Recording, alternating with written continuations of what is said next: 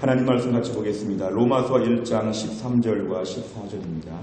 로마서 1장 13절과 14절, 신약성경 239페이지 로마서 1장 13절과 14절 두 절의 말씀이 되겠습니다.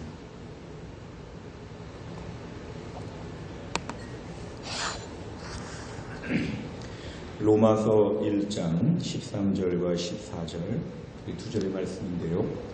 두 절의 말씀을 다 같이 합독하도록 하겠습니다. 다 같이 읽겠습니다.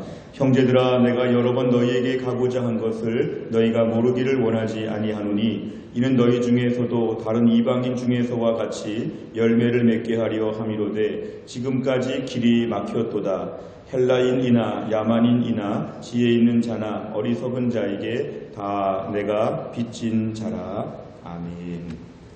우리가 오늘 읽은 로마서의 말씀은 사도 바울이 고린도 지역에 있을 때, 3차 전도 여행 중에 고린도 지역에 있을 때 이 로마 교회를 향해 쓴 그러한 편지입니다. 당시 로마 교회는 자생적으로 교회가 생겨나게 되었는데요. 이것은 예루살렘을 방문하는 그런 유대인들이 어떤 절기를 지킬 때 다 모였다가 예루살렘 교회에 여러 가지 많은 복음에 대한 소식을 듣고 로마에 돌아가서 교회를 개척하게 되었습니다. 당시에 로마는 이미 교회가 있었는데 학자들은 유대인들 중심의 교회, 그러니까 보다 더 율법적인 교회들이 많이 자리 잡고 있어서 로마서 말씀의 핵심은 율법이 아니라 믿음으로 말미암은 의를 유난히 더 강조해야 될 필요가 있었다고 이렇게 설명하기도 합니다. 로마서 말씀은 한마디로 말하면 믿음으로 말미암는 의에 대해서 매우 강조하고 있는 그런 편지입니다. 우리가 오늘 읽은 본문 전후의 문맥을 보면 사도 바울은 매우 간절한 마음으로 이 로마에 지금 가고 싶어 하고 있습니다. 매우 간절한 마음입니다. 그러면서 9절에 보니까 늘 이들을 위해 기도하고 있다고 합니다.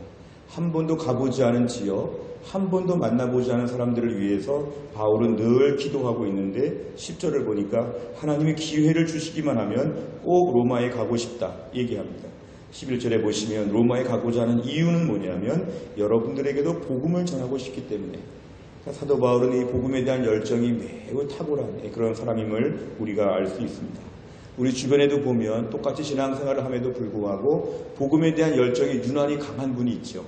전도하지 않으면 못 견딜 것 같고, 누구에게 복음을 전하고 싶고, 누구와 헤어졌는데 복음을 전하지 못한 채 헤어져서 너무 안타깝고, 기회만 되면 어떻게 하면 전도를 잘할까 연구하고, 다른 교회 전도하는 걸 보면서 배우려고 하고, 이 전도에 대해서 매우 특별한 관심이 있는 분들이 있는데 지금 사도 바울이 바로 그러한 것입니다. 어떻게 하면 내가 로마에도 좀 복음을 전해볼까? 사실 당시 로마는 로마 제국의 중심지였기 때문에 전략적으로 매우 중요한 것이었죠. 로마의 복음을 잘 전하면 로마가 로마 제국 내에서 큰 영향을 미칠 수 있기 때문에 사도 바울은 매우 간절한 소망으로 로마에 어서 가서 복음을 전해야 될 텐데, 어서 전도 여행도 마무리가 되고 모든 일정들이 마무리가 되면 빨리 로마에 가고 싶다 이렇게 얘기합니다. 어찌 보면 그래서 마지막에 사도 바울이 총독들과 왕 앞에 재판을 받은 다음에도 거기서 그냥 쉽게 풀려날 수 있음에도 불구하고 로마에 항소해가지고 결국 로마로 다시 가는, 결국은 로마에 나중에 가게 되고 로마의 감옥에서 일생을 마치게 되는 걸 저희가 볼 수 있습니다. 사실 사도 바울의 열정을 저희가 보면서 알 수 있는 것은 이미 로마는 교회가 좀 있었다고 말씀을 드렸는데요. 사도 바울은 로마에도 복음을 전해야 되겠다는 마음을 갖게 된 것은 이 로마 교회가 복음을 다시 들어야 될 교회라고 판단했기 때문에 그렇습니다. 그러니까 로마 교회는 율법적인 배경이 많은 교회이기도 했지만 또 한편으로는 옛날의 믿음에 안주하는 교회, 그러니까 로마에 있는 교회는 복음을 다시 들어야 될 만큼 복음이 꼭 필요한 교회였다는 것입니다. 흔히 우리 생각에는 예수 안 믿는 사람들에게만 복음을 전해야 된다 이런 분들이 있지만 그렇지 않습니다. 저희가 해마다 새생명 축제를 하면서 대각성 전도 집회라고 이름을 짓는 것은 성도들도 복음을 계속 들어야 됩니다. 나는 10년 전에 예수 믿었다고 하면 10년 동안에 복음이 느슨해질 수 있습니다. 제일 처음에는 예수 믿는 기쁨도 알고 순종도 잘하고 말씀에 철저하게 운명을 걸 정도의 결단이 있었다면 자꾸 느슨해지는 것이죠. 무슨 기계를 조였는데 자꾸 풀어지는 것처럼 느슨해지죠. 제자훈련도 1년, 2년 지나고 나면 자꾸 느슨해지죠. 더 편안하게 쉽게. 오늘 로마 교회는 처음에 교회가 세워질 때에 비해서 점점 더 느슨해지고 있었으니까 오늘 사도 바울은 로마에 있는 교회에 가서 복음의 원색적인 면을 강조해야 되겠다.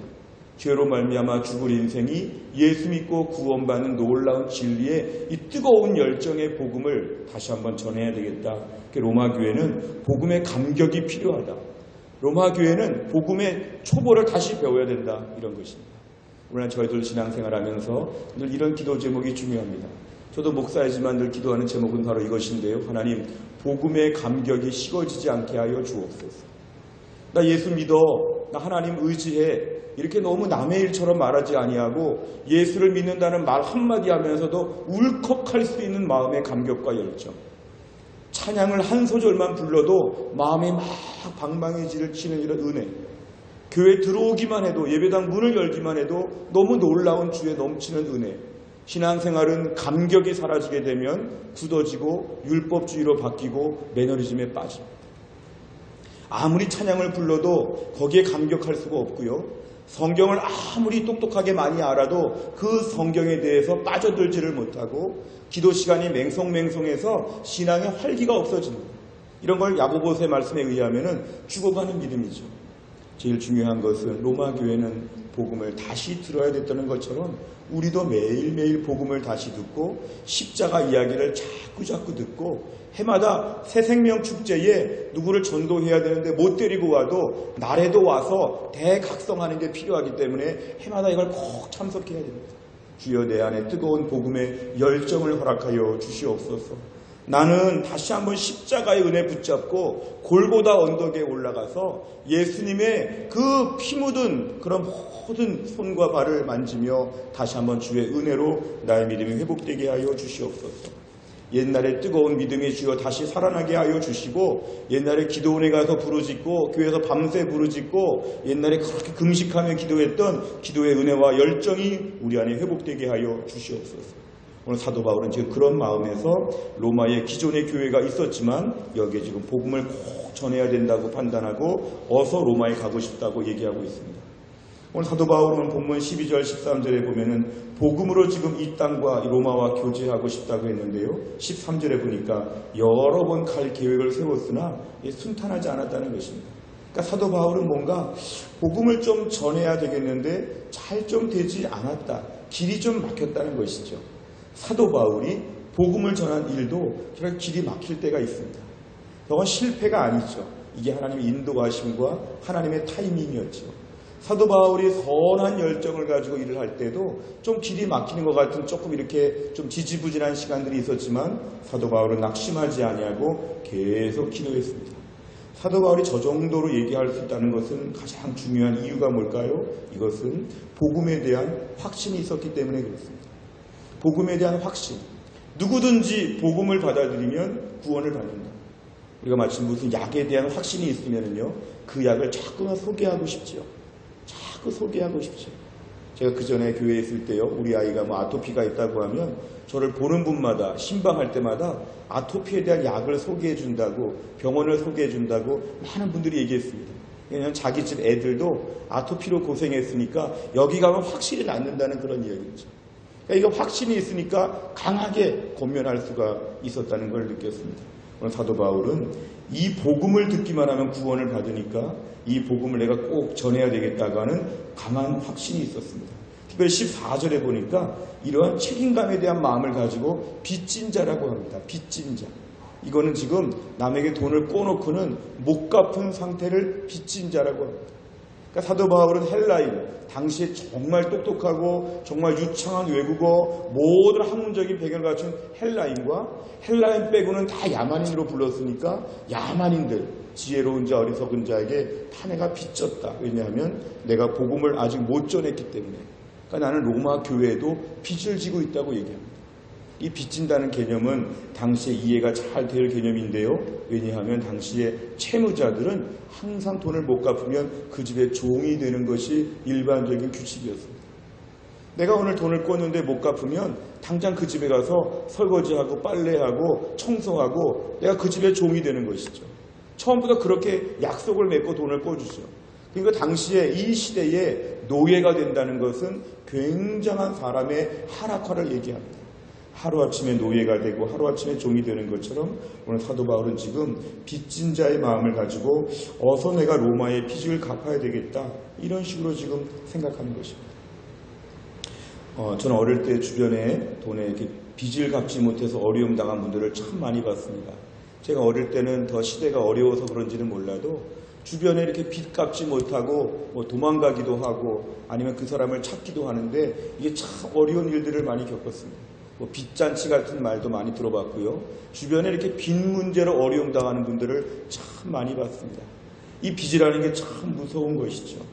요즘 같은 경우에는 이렇게 빚을 대신 받아준다고 하는 이 무서운 사람들이 등장하죠. 그래서 돈 꼬간 사람들의 집 앞에 가서 막 괴롭히고 못 살게 굴어서 빚을 갚는데 얼마나 무서운지 모릅니다. 이 빚이라는 개념은 굉장히 무서운 개념이죠. 이건 굉장히 강한 의무이죠. 빚을 못 갚으면 그 집의 종이 되든지 어떤 어려움을 다 감당할 수 있는 매우 아슬아슬한 그런 불안한 위치에 있다는 것입니다. 사도 바울은 지금 이런 심정을 가지고 주변에 헬라인, 똑똑한 사람, 야만인, 좀 미련해 보이는 사람, 약한 사람, 휘저 로마에 있는 사람, 누구를 보든지 간에 복음을 전했으면 빚을 갚은 사람이고 복음을 못 전했으면 아직 빚을 못 갚은 사람이니까 늘 마음이 불편했다는 것이죠. 오늘 본문의 빚진 자라는 말씀은 내가 이런 사람들을 볼 때 마음이 불편하다. 어서 빚을 갚아야겠다. 어서 빚을 갚아야겠다. 내 주변에 이 사람에게 복음을 못 전했으면 내가 이 사람에게 한 1,000만 원 빌린 것처럼 내가 매우 미안한 마음이 있다. 내가 저 사람에게 교회에 나오라고 한 번도 말을 못했으면 매우 미안한 마음이 있다. 늘 주변 사람들을 볼 때마다 복음을 전하지 못하니까 내가 늘 채무자 같은 마음을 가지고 저들을 바라보게 되었다는 것이 오늘 사도 바울의 고백입니다. 사도 바울은 이런 강한 열정이 그에게 있었다는 것은 사실은 그가 받은 구원에 대한 확신과 함께 감격과 함께 그에게는 자신의 은혜로 얻은 구원을 너무너무 깊이 인식했기 때문에 그렇습니다.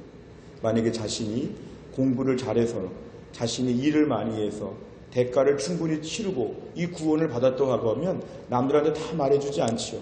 왜냐하면 당신들도 노력해야 되니까, 당신들도 일해야 되니까 이건 모두에게 공평한 것이지 않죠. 그런데 이거는 무료, 누구나 혜택을 받는 것이기 때문에 아무리 공부를 못해도 노력이 부족해도 선하지 못해도 다 구원받는 거저주는 구원이기 때문에 사도 바울은 이거는 듣기만 하면 믿기만 하면 다 구원받으니까 자기 힘으로 하는 것이 아니니까 이걸 다 함께 지금 전하고 다니는 것입니다. 우리가 뭔가 은혜로 받았다고 하면 이거에 대해서는 감사한 마음이 있고 이 은혜를 많은 사람에게 좀 알려주고 싶은 마음이 있죠. 내가 정말 어려운 병에 걸렸는데 무슨 약을 먹고 나았으면 그 이후로는 자꾸 말하고 싶어지죠. 내가 이렇게 나았으니까 이 병에 걸린 사람들을 도와주고 싶다. 그러니까 실제로 많은 부모님들 무슨 모임들을 보니까요, 자기 아이가 무슨 병에 걸렸다가 낫게 되었으면 그 비슷한 병에 걸린 엄마들끼리 무슨 모임을 만들어가지고 정보를 교환하고 약을 나눠주는 것들을 보았습니다. 우리 주변에 어떤 암 환자들을 보면요, 자기가 지금 암에서 힘들었다가 낫게 되고 새롭게 몸이 나아졌을 때에 그 힘들었던 이야기를 공유하면서 여러 많은 모임들을 통해서 자기와 같은 병에 시달렸던 사람들을 고쳐주고 싶은 마음이 있는 것이 많습니다. 제가 몇 달 전에 봤던 어느 젊은 자매는 30대 나이에 유방암에 걸려서 어려움을 겪었는데요. 제가 신방하고 얘기하다 보니까 이런 말을 합니다. 자기가 몸이 다 나으면 앞으로 이렇게 암으로 고생하는 분들을 위해서 뭔가 할 수 있는 게 없는가 찾아보고 봉사하고 싶다고. 그러니까 자신의 병이 이렇게 낫게 됐을 때 비슷한 사람들을 볼 때 불쌍히 보고, 또한 자신이 뭔가 꼭 병이 나은 것보다도 여러 생활에 도움받은 정보들이 있으면 꼭 나눠주고 싶어서 이 혜택을 당신도 누려보라고 이렇게 말을 하고 싶은 것이 본성이고 이것이 양심이고 이것이 착한 일이라는 것이죠. 사도 바울은 자신이 아무 실력과 자격이 없이 은혜로 구원받았다고 하는 확신이 있으니까 이 은혜이기 때문에 누구나 혜택이 오기 때문에 이거를 이렇게 말해주고 싶은 마음이 오늘 본문에 너무너무 간절했습니다. 열왕기하 7장에 보면은요, 이스라엘 백성들이 아람 군대와 어려움을 겪을 때 이 아람이 막 포위하고 괴롭히니까 너무 먹을 것이 없고 너무 생활에 극심한 고통을 겪게 되었습니다. 그러니까 물가가 막 치솟으니까 연료도 살 수 없고 먹을 것도 살 수 없고 막 이랬죠. 근데 그 중에서 이스라엘 백성들 중에서 나병 환자 4명이 어차피 이러나 저러나 죽을 건데 우리 아람 군대한테 가서 항복하자. 항복하면 먹을 걸 주겠지. 이래가지고 아람 군대 진영으로 몰래 갔는데요. 그 아람 군대가 다 도망가고 나서 그 진영에 먹을 것도 많고 물자들이 다 널려 있는 것을 보게 되었습니다. 지금 저 이스라엘에서는 먹을 것이 없어서 막 굶어 죽고 막 싸우고 있는데 여기 아람 군대가 도망을 간 자리에 모든 것이 풍성하게 남아있으니까 이들은 지금 너무 신났죠. 근데 4명이 하는 말이, 이 나병 환자 4명이 하는 말이 이런 말을 합니다. 여기에 있는 많은 물자와 식량과 이것을 우리끼리 다 먹으면 하나님이 벌을 내릴 것이다. 우리 침묵하지 말자. 저 이스라엘은 지금 막 굶어 죽고 있고 막 극심한 고통 가운데 어려움을 겪고 있는데 여기에 우리가 사용하기에 지나치게 많은 물자와 식량이 공급되어 있을 때 우리 이것을 빨리 소식을 알리자. 왕궁에 알려가지고 우리 왕궁에서 백성들 다 나와가지고 여기 있는 것 좀 같이 먹게 하자. 안 그러면 우리가 벌을 받을 것이다. 침묵하지 말자. 우리만 어떻게 이걸 다 먹을 수 있겠느냐. 이러면서 이들이 얘기합니다. 결국 이들은 자신들의 모든 것을 나눌 수 있는 마음이 있었죠. 이것이 바로 은혜를 나눈다는 뜻입니다. 내가 지금 거저받은 은혜, 내가 얼마나 예수 믿고 새로운 삶을 살게 되었고 예수 믿고 얼마나 많은 축복을 받게 되었다고 하면 이것을 옆에 있는 사람에게도 말해야 되겠다고 하는 것. 이게 바로 하나님이 원하시는 순종의 모습입니다. 고린도전서 9장 16절에 보면 오늘 본문과 비슷한 말씀이 있습니다. 내가 복음을 전할지라도 자랑할 것이 없으면 내가 부득불 할 일임이라. 만일 복음을 전하지 아니하면 내게 화가 있을 것입니다. 사도 바울은 고린도 교회 편지에도 이렇게 말하는데요. 복음을 전해서 상을 받는 게 아니라 복음은 안전하면 벌을 받는 것이다. 그러니까 복음은 전하는 게 당연하고 안전하면 이상한 것이다. 이렇게 지금 복음에 대한 강한 분명한 확신을 얘기합니다. 그래서 사도행전 20장 24절 내가 달려갈 길과 주 예수께 받은 사명 곧 하나님의 은혜의 복음을 증언하는 일을 마치려 하면은 나의 생명조차 조금 더 귀한 것으로 여기지 아니하노라. 그러니까 사도 바울은 복음을 전하는 것을 당연하게 보고 안전하면 벌을 받을 것처럼 생각하는 채무의식과 두려운 마음과 책임감이 그에게 있었다는 것입니다. 이런 사도 바울의 삶은 빚진 자의 의식인데요. 이게 어떤 마음이냐면요. 복음을 전하고 빚을 갚기 위한 그것이 삶의 중심이 된다는 것이죠. 내 모든 삶에 있어서 어서 사치품을 사거나 다른 거 할 수 없는 것은 빚부터 갚아야 되니까 빚 갚고 사치품 사는 것이죠. 빚 갚고 꼭 생필품 사고 그 다음에 여유로운 돈을 좀 굴리는 것이죠. 우리가 오늘 이 땅을 사는 우리 시간표가 마찬가지입니다. 이 시간표가 빚진 자 의식이 분명하면 먼저 믿음으로 살고 복음 전하는 거 하고 남는 시간 가지고 우리의 또 다른 취미 생활도 한다는 것이죠.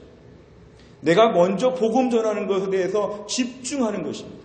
하나님에게 건강 주시고 물질 주시고 이만큼 도와주셨으면 복음 전하는 것이 나의 삶의 센터가 되어야 한다는 것이죠. 놀 거 다 놀고 갈 때 다 가고 복음을 언제 전할 수가 있겠는지. 내가 오늘날 믿음으로 예배드리고 경건생활하고 공동체 모임의 우선순위를 두고 전도하는 일에 나의 모든 건강과 재물을 사용하는 것이 바로 뭐냐면 빚진 자의 의식이라는 것입니다. 남은 인생은 금방 가게 되어 있습니다. 젊은 분들 30대, 40대도 금방 50, 60이 되고 60, 70대는 더 빨리 가시죠. 인생이 금방 갈 때 한번 그런 생각을 좀 해보시면 좋겠습니다. 어제는 제가 군산에 가서 군산의 기독교 유적지를 돌아보고 왔는데요. 저는 그런 데를 갔다 올 때마다 늘 선교사님들의 글들을 많이 보면은 다 돌아가신 분들의 글에 관심이 많습니다. 아펜젤라 선교사님은 글씨를 어떻게 썼을까? 선교사님들은 어떤 마음이었을까? 일기 같은 거 매우 관심이 많습니다. 이런 걸 많이 보다 보면은 어떤 마음이 드냐 하면 그분들의 짧은 한평생은 어떤 식으로 주님께 평가를 받을까? 남은 인생 복음 중심의 인생 되게 하여 주시옵소서. 어떤 묘비명에 보니까 이런 게 있대요. 평생 먹다가 죽다, 놀다가 죽다, 망설이다가 죽다, 아무 일도 하지 않고 있다가 죽다, 주를 위해서 하나도 일하지 않다가 갑자기 죽다. 이런 식의 죽음은 너무 가슴 아픈 것이죠. 우리 인생 가운데 주를 위해서 일하다가 죽고 복음 전하다가 죽는 것, 이것이 우리 인생의 가장 큰 축복임을 저희는 믿어야 합니다. 어제 군산의 어느 교회는요, 목사님이 설교하다가 그대로 돌아가셨다. 이런 기도 제목 참 좋지 않습니까? 전도하다가 우리 생명이 마치고, 예배하다가 생명이 마치고, 주를 위해서 뭔가 결정적으로 쓰임받다가 생명이 맞춰지면 참 좋겠죠. 놀다가 갑자기 죽었다든지, 나쁜 짓 하다가 갑자기 죽었다든지, 이런 너무 불쌍한 것이죠. 주여, 우리 남은 인생 주를 위해서 복음을 전하기 위해 최선을 다했던 사람 여기 잠들다. 채무의식으로 열심히 사랑의 전도단에 나오다가 주님 나라에 가다. 이런 묘비명이 있다면 이건 너무도 큰 축복일 것입니다. 하나님 저에게 이런 은혜를 베풀어 주옵소서. 우리가 짐승과 다르고 불신자와 다르다고 하면 복음을 붙잡는 주의 백성 앞에서는 이렇게 주님 우리에 많이 쓰임받는 것이 남은 인생의 축복입니다. 2012년 양화진 선교사 묘지에서는 특별한 행사가 열렸는데요. 여러 감동적인 묘비명들을 공개하였습니다. 나에게 1000개의 생명이 있다면 그 모두를 한국에 바치리라. 26살의 나이에 숨진 루비 캔드릭의 묘비명입니다. 고종의 밀사로 활약했던 헐버트 선교사는 나는 웨스트민스터 사원보다 한국 땅에 묻히기를 원한다. 그 다음에 최초의 양화진에 누렸던 헤론 선교사는 하나님의 아들이 나를 사랑하시고 나를 위해 자신을 주셨습니다. 이런 묘비명을 남겼다고 합니다. 우리가 오늘 남은 인생 제일 중요한 가치 있는 일은 이것입니다. 주여, 남은 인생 주를 위해서 복음의 빚진 자가 되게 하여 주시옵소서. 내 주변의 가족들을 보거나 이웃들을 보거나 주변의 많은 사람들을 볼 때 복음의 빚진 자로 내가 어서 빚을 갚다가 세상을 떠나가게 하여 주시옵소서. 마지막까지도 주를 위해서, 오늘 전도를 하는 것이 가장 중요한 사명이지만 전도뿐만 아니라 봉사와 예배와 모든 종류의 주를 위해 서는 인생 자체가 주여 내가 빚진 자의 마음을 가지고 남은 한평생을 잘 달려가게 하여 주옵소서. 뭘 해야 될까 고민하지 말고 복음의 빚진 자가 되는 인생으로 우리 인생을 달려가는 게 필요합니다. 신앙생활은 나의 달려갈 길을 끝까지 달려봐야 됩니다. 젊은 날에 믿음으로 사는 거 쉬울 수 있습니다. 하지만 처음 스타트가 좋았으면 끝까지 좋아야 되죠. 주의 마지막 인생 주를 위해서 복음의 빚진 자의 마음을 가지고 오직 주의 영광을 위하여 살게 하여 주옵소서. 저를 비롯한 우리 모두가 이러한 복음의 빚진 자의 사명을 잘 감당할 수 있기를 간절히 바랍니다. 기도하겠습니다. 하나님 아버지 감사합니다. 오늘도 우리를 주님이 살려주시어서 예수 믿고 구원받게 하신 하나님 아버지, 사도 바울은 똑같은 예수님을 믿었으면서도 이렇게 복음의 빚진 자의 마음을 가지고 만나는 사람마다 복음을 전하지 못하면 자기가 빚진 자처럼 늘 불편함과 미안함과 책임감을 가지고 있다고 오늘 본문에 고백하였는데, 하나님 저희들에게도 이런 마음을 허락하여 주시기를 원합니다. 남은 인생 무엇에 인생을 쏟아 부을지, 남은 인생 뭐하다가 주님 나라 갈지, 주여 사도 바울처럼 복음의 빚진 자 되어 이 복음을 많은 사람에게 전하고 만나는 사람마다 예수 알게 하다가 만나는 사람마다 복음을 전하고 하는 영원한 생명 영생에 대하여 이야기하며 주의 일꾼으로 쓰임받는 삶이 될 수 있도록 우리를 축복하여 주시옵소서. 남은 인생 때로는 뭐 해야 될지 알지 못하고 망설이고 주저하고 어영부영 살 때가 얼마나 많습니까? 하나님 아버지, 우리의 완악함과 나약함과 느슨함을 용서하여 주시고 주님 끝까지 복음의 빚진 자가 되어서 이 빚을 갚다가 빚 다 갚고 주님 나라 갈 수 있도록 우리에게 은혜를 베풀어 주옵소서. 사랑의 전도단을 비롯해서 우리 교회 안의 새생명 축제를 비롯해서 늘 복음을 전하기 위해 최선을 다했던 주의 백성들을 위로하여 주시고 오늘 말씀을 붙잡고 남은 인생 끝까지 복음 전하다가 영광스럽게 주님 나라 올라가서 주님의 축복과 은혜를 받을 수 있도록 우리를 함께하여 주시옵소서. 모든 말씀을 예수님의 이름으로 기도하옵나이다. 아멘.